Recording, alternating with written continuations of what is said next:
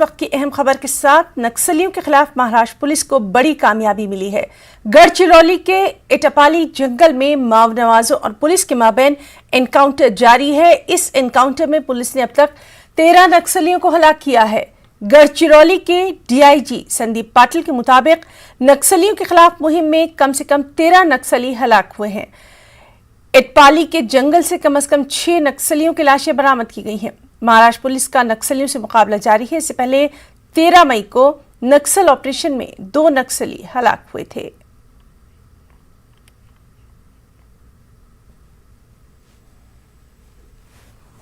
हमारे साथ मौजूद हैं गढ़चिरौली से हमारे नुमाइंदे महेश, आपसे इस वक्त की ताजा सूरत हाल जानना चाहेंगे वहां पर। देखिए, गढ़चिरौली जिले का जो एटापल्ली तालुका है महाराष्ट्र और छत्तीसगढ़ की सीमा पर स्थित है और छत्तीसगढ़ का जो माओवादियों का गढ़ माने जाने वाला अबू जमाड़ क्षेत्र से सटा हुआ है और यहाँ पर माओवादियों की काफी गतिविधियां हैं जो बॉर्डर क्रॉस करके छत्तीसगढ़ महाराष्ट्र में आना जाना करते हैं। सीमावर्ती इलाकों में काफी हिंसक गतिविधियां माओवादियां करते हैं।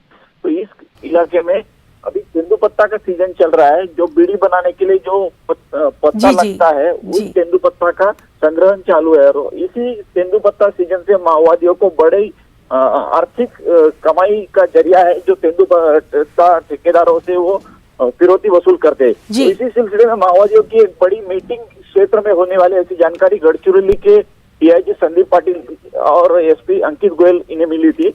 उसी के आधार पर operational additional SP Manish Kalwania इनके नेतृत्व में C60 कमांडो फोर्स के जवानों ने यहाँ पर कल रात से कॉम्बिंग ऑपरेशन चालू किया था और आज सुबह एक बड़ी मुठभेड़ हुई। उस मुठभेड़ में जवानों को सफलता मिली है जिसमें 13 माओवादी मारे गए। अभी तक माओवादियों की शिनाख्त हो नहीं पाई कि बड़े कौन से माओवादी बड़े कैडर के नेता उसमें शामिल है या नहीं, लेकिन माओवादियों के लिए एक बड़ी माओवादियों को एक बड़ा झटका देने वाली एनकाउंटर हम कह सकते हैं, क्योंकि इस साल की सबसे बड़ी मुठभेड़ जिसमें पुलिस को सफलता मिली है। जी महेश, तो बड़ी कामयाबी पुलिस के लिए लगातार इस खबर पर नजर बनी हुई है। बहुत बहुत शुक्रिया आपका तमाम तर तफसीलात के लिए।